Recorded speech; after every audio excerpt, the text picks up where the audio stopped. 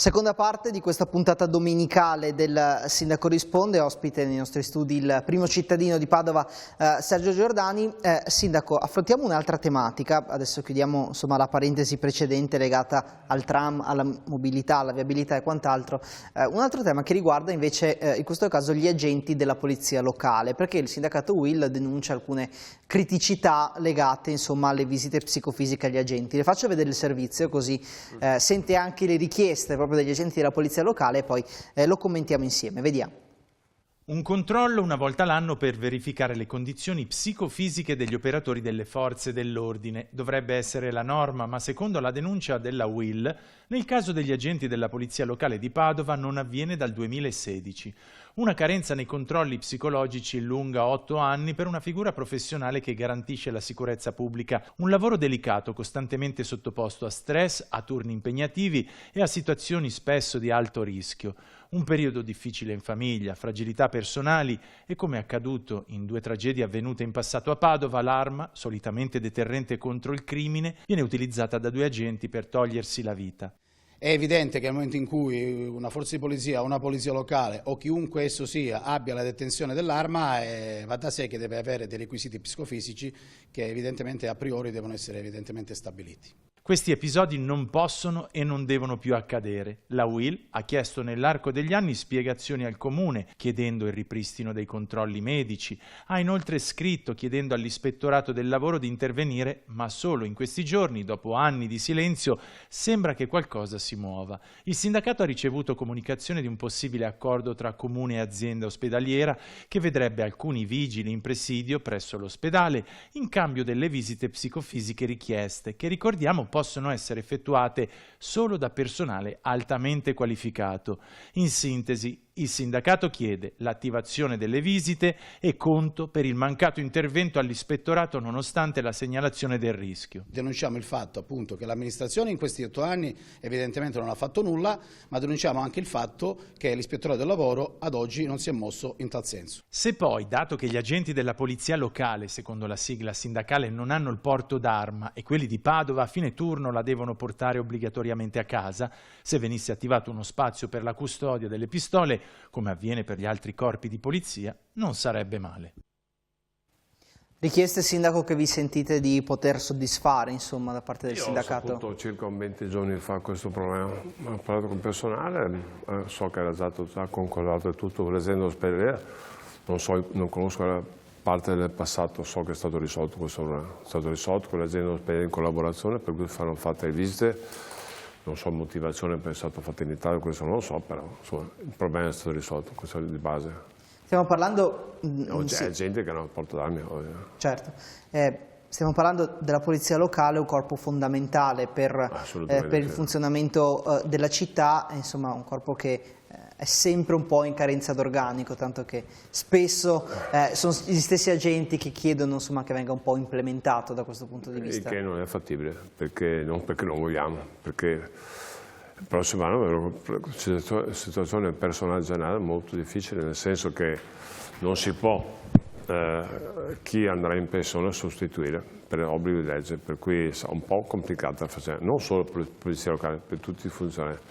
Il prossimo anno sarà previsto 70-80 persone che vanno in pensione, non saranno sostituite, non perché non vogliamo sostituirle, perché le normative del governo ce lo impediscono di fare. Questo però rischia di mettere un po' a rischio il funzionamento anche dello stesso corpo di polizia locale, che ha una città da presidiare. Non solo la polizia locale, anche i funzionari amministrativi, i tecnici, tutti quanti. E come farete? Faremo, c'è un modo da fare, lavoravano di più, non c'è soluzione.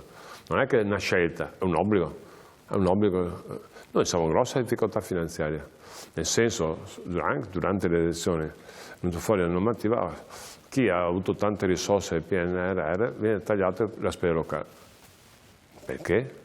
Siamo stati bravi, li abbiamo penalizzati sulla spesa corrente, non esiste, cioè tagliare 1.800.000 euro alla spesa corrente vuol dire tagliare qualcosa come il 10% della spesa, non è fattibile. In più abbiamo il rinnovo del contratto di lavoro che vale 4 milioni, cioè un colpo noi perdiamo quasi 6 milioni, più altre cose, arriviamo a 10 milioni di mancanza della spesa corrente per il prossimo anno. Per l'amministrazione si pesa capitale e pesa corrente. La spesa corrente è taglio l'erba, illuminazione, chiudere le buche, asfalti, marciapiedi, tutte le cose a stipendi. Noi siamo in difficoltà, non solo noi, tutti i comuni sono in difficoltà, ma non è che qualcuno ce l'abbia con noi, manca risorse a livello nazionale, basta capire. Ma non c'è possibilità, per esempio, che ne so, con l'ANCE, con l'ANCI, chiedo scusa, certo. di magari, come dire, chiedere a Roma, certo. al governo che vi aiuti? L'ANCI sta facendo il suo lavoro, sta premendo, ma qua non sono risorse, non sono risorse. Abbiamo un debito pubblico, la gente si dimentica, abbiamo un debito pubblico italiano spaventoso. Alla fine tutti i nodi vengono a pettine, per cui al di là degli aspetti politici sono bravi, sono qua, sono là. C'è il patto di stabilità, vi ricordo, è stato reintrodotto in Europa, per cui sarà molto dura, molto difficile. Non finora mai toccato i fisci sociali, mai. Questa volta sarà un po' difficile non toccare, perché quando ci mancano 10 milioni di spesa corrente, vi garantisco sarà difficilissimo. Già quest'anno è stato duro, gli assessori non riescono a fare manifestazioni, contributi, sarà ancora peggio. Abbiamo scuole che piove dentro, dobbiamo sistemare le buche, dobbiamo sistemare tantissime cose. Andare a toccare il sociale, sindaco, è preoccupante. Non l'abbiamo mai fatto finora, però adesso quando togli 10 milioni, devo trovare un sistema, il comune non può fare perdite. Qualche comune sì, dopo qualcuno sistema, qualche grosso comune, ma se perdiamo noi cambia la cosa.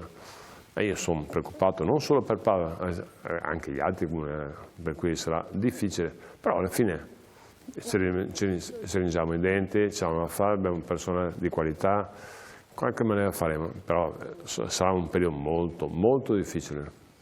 Insomma, ci racconterà poi magari nei prossimi mesi, nelle prossime settimane, sindaco, come evolverà la questione e soprattutto se si riuscirà a trovare la via d'uscita. Le persone hanno ragione, c'è la buca, chiudila, se non ci sono risorse come faccio?